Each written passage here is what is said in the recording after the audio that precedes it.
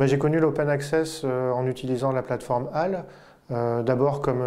usager en fait, notamment en voulant chercher des travaux de recherche, j'ai consulté des articles sur cette plateforme et je me suis un petit peu documenté à propos des différents enjeux de l'open access, comparé HAL et aux réseaux sociaux académiques comme Academia par exemple. Et je suis venu naturellement à pratiquer ensuite l'open access, très simplement déjà en déposant mes publications dans l'archive ouverte afin de pouvoir les diffuser au plus grand nombre et de pouvoir intégrer finalement cet écosystème de mise en commun des productions scientifiques, notamment dans le cadre de projets qui sont financés par les institutions publiques. Et donc je trouve que c'est important de pouvoir les rendre accessibles au plus grand nombre.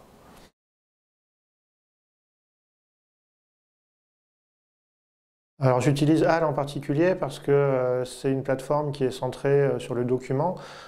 contrairement à d'autres réseaux socio-académiques qui sont centrés sur le chercheur, sur le réseautage. Dans HAL, on a vraiment ce côté document qui permet le référencement, qui permet l'indexation relativement stable et pérenne surtout, et qui fait qu'on a une visibilité en fait sur le devenir de nos travaux. On a aussi des métriques de consultation, donc c'est toujours intéressant de voir si les publications ont été regardées, si elles ont été téléchargées. Et donc ça permet ensuite de favoriser finalement le partage d'informations et le partage de contenu. Même si ce n'est pas incompatible avec d'autres usages, encore une fois, type réseaux sociaux académiques, c'est important que les publications et les travaux, en tout cas les fichiers des travaux, soient hébergés sur ce type de plateforme qui est soutenu par les institutions et donc qui fait partie d'un ensemble plus large finalement lié à l'open access.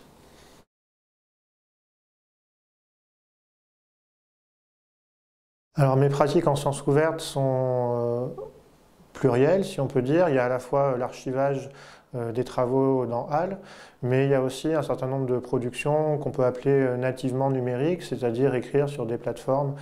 qui permettent justement de partager du contenu, alors que ce soit du contenu à destination justement d'un plus grand public, type vulgarisation, valorisation de la recherche, c'est-à-dire écrire sur des blogs, en particulier la plateforme The Conversation par exemple, qui pour moi est une forme d'open access, puisque on va publier des contenus à destination du plus grand nombre sur un site qui ensuite est à destination de tous, et surtout dont les contenus peuvent être dupliqués sur d'autres plateformes, type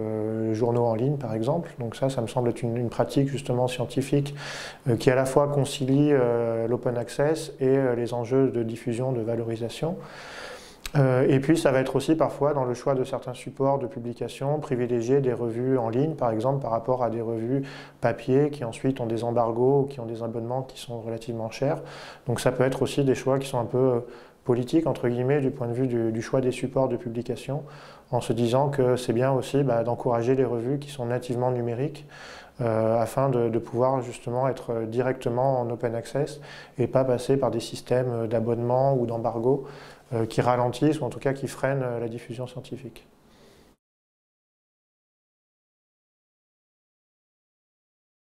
Alors l'open access a un effet accélérateur, on va dire, en termes de visibilité. Ça c'est évident pour un certain nombre de cours que je donne, notamment pour l'école doctorale, sur les rapports entre justement sciences et numérique. Je montre toujours aux doctorantes et doctorants que mécaniquement, en fait, il y a un impact sur les questions d'index, de visibilité, etc.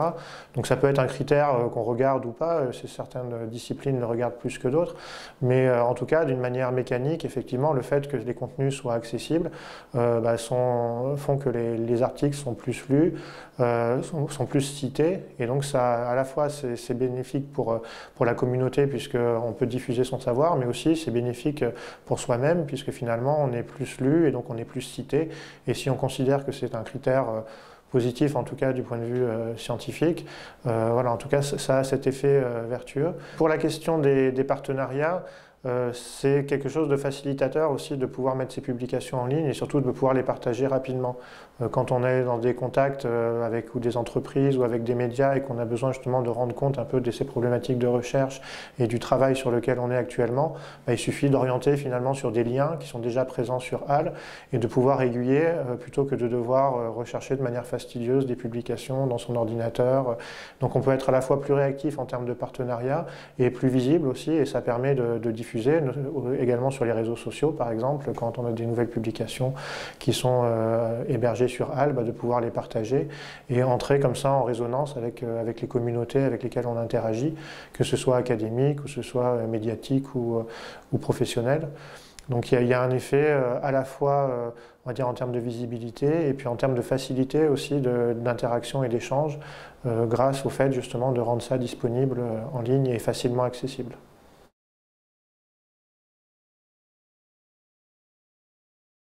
Alors au niveau des laboratoires, la pratique de l'open access, elle est utile pour beaucoup de raisons. La première, c'est rendre compte du travail des chercheurs du laboratoire, c'est-à-dire que voilà, un laboratoire c'est composé de chercheurs, mais cet ensemble de chercheurs forme aussi une communauté, celle du laboratoire, et le fait de pouvoir être rattaché comme ça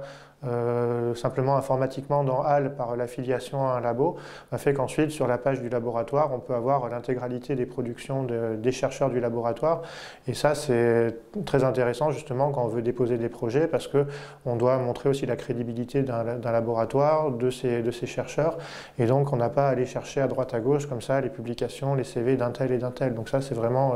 très vertueux. C'est aussi très pratique, de manière très pragmatique pour les bilans, les évaluations, etc. qu'on est amené à avoir par les différentes instances,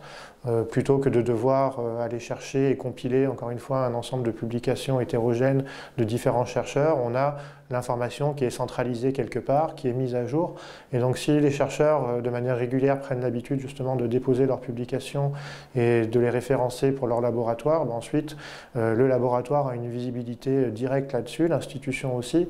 et donc tout le monde est gagnant finalement puisque ça évite de traiter les informations 2, 3 ou 4 fois dans le fait de faire des bilans, des comptes rendus, etc. Donc du point de vue du pilotage entre guillemets d'un laboratoire ou d'une institution, voilà, c'est vraiment quelque chose de pratique et une bonne habitude à prendre à mon avis pour les années à venir.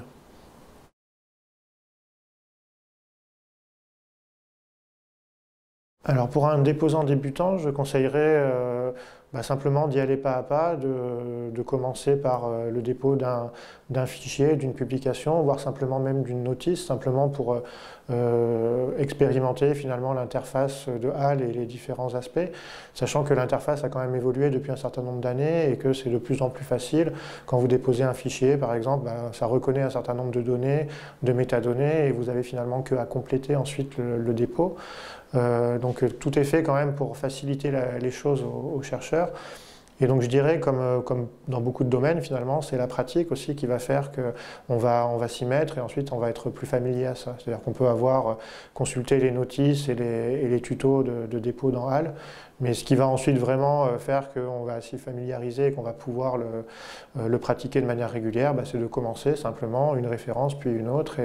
et si possible, et c'est ce que fait l'école doctorale par exemple ici à CY, c'est aussi de former les doctorants à cette pratique. C'est-à-dire qu'ensuite on comprend tout à fait que des générations de chercheurs qui n'avaient pas ce genre d'interface ne soient pas très familiers à cet usage et que c'est pas forcément évident de se former à un nouvel outil, mais en même temps on peut aussi justement prendre les choses par l'autre bout et former les nouvelles générations de chercheuses et de chercheurs pour faire en sorte que ça devienne systématique et automatique, et comme ça en fait on aura un partage de bonnes pratiques qui sera vraiment généralisé.